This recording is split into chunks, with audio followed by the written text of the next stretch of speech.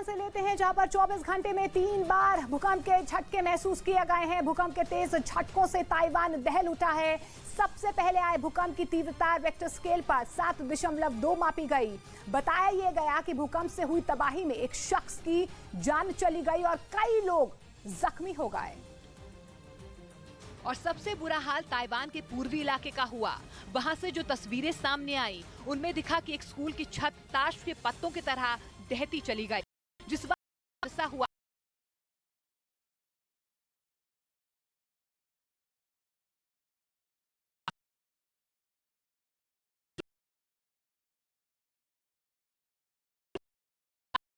हिलती से कोई अपनी पूरी ताकत लगाकर उसे उखाड़ फेंकने की कोशिश कर रहा हो। और ये हालात वहां के किसी एक या दो इलाकों में नहीं, पूर्वी ताइवान में भूकंप ने सबसे ज्यादा तबाही मचाई, जिसका नतीजा ये हुआ कि वहां की कई सड़कें और पुल पूरी तरह से बर्बाद हो गए। कई इमारतें मलबे में तब्दील हो गईं। सामने आई तस्वीर में एक इमारत इस कदर जमीन पर गिरी मिली जैसे खिलौने का कोई घर हो। भूकंप के तेज झटकों ने कंक्रीट से बनी इमारत की चंद सेकंड में तस्वीर बदल कर रख दी, जिसकी जानकारी मिलने के बाद वहां राहत बचाव की टीम पहुंची और इमारत में लोगों के फंसे होने की आशंका को देखते हुए रेस्क्यू का काम शुरू कर लिया गया। कई घंटों की कोशिश के बाद उन्हें वहां 4 लोगों को बाहर निकालने में सफलता हाथ लगी। इसी तरह वहां की कुछ और इमारतों को भी भारी नुकसान पहुंचा। सड़कों पर कई गाड़ी और 2 व्हीलर जहां तहां गिरे मिले। कुछ गाड़ियों के अंदर तो लोग फंस गए। और राहत बचाव के कर्मचारियों ने वक्त पर पहुंचकर जान बचा ली। बताया ये जा रहा है कि इन हालात में करीब 7000 मकानों की बिजली गुल हो गई है। कई जगहों पर लोगों के लिए बिना पानी के गुजारा करना मजबूरी बन गया है, क्योंकि भूकंप के तेज झटकों से कई इलाकों में पानी के पाइप टूट गए, जिसका असर पानी की सप्लाई पर पड़ा।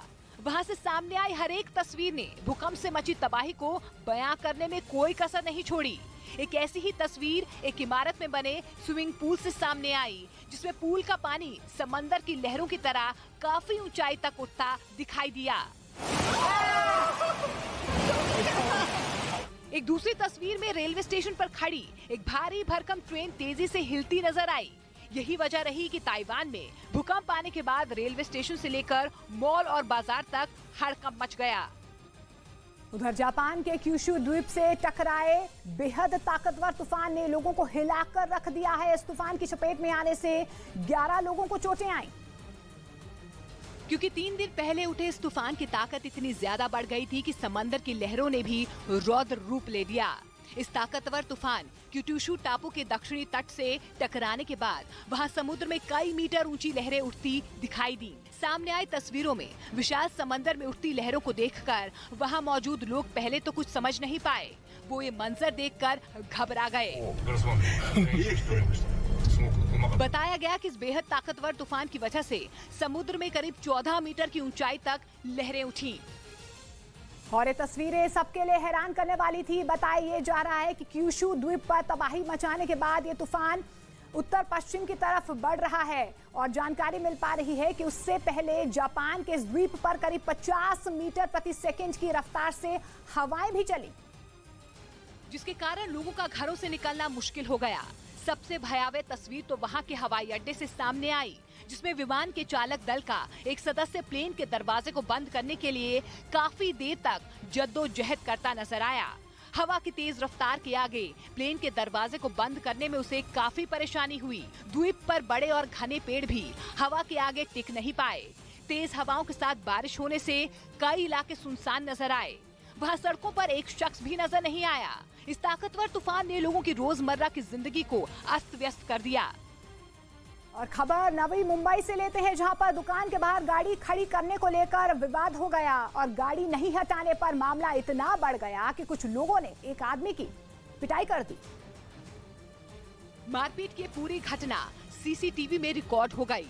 वीडियो में दिखा कि स्थानीय नेता रुपेश पाटिल और उसके साथियों ने एक बिजनेसमैन के साथ मारपीट की। ये पूरा विवाद दुकान के बाहर खड़ी गाड़ी को नहीं हटाने पर हुआ।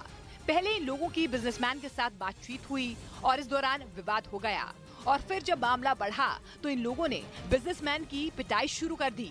बताया गया कि पूरी घटना नवी मुंबई के खारगर इलाके में 14 सितंबर को हुई थी। वीडियो फुटेज के आधार पर पुलिस ने केस दर्ज कर लिया और मामले की जांच में जुट गई। वहीं स्थानीय नेता रुपेश पाटिल शिंदे गुट का नेता बताया जा रहा है।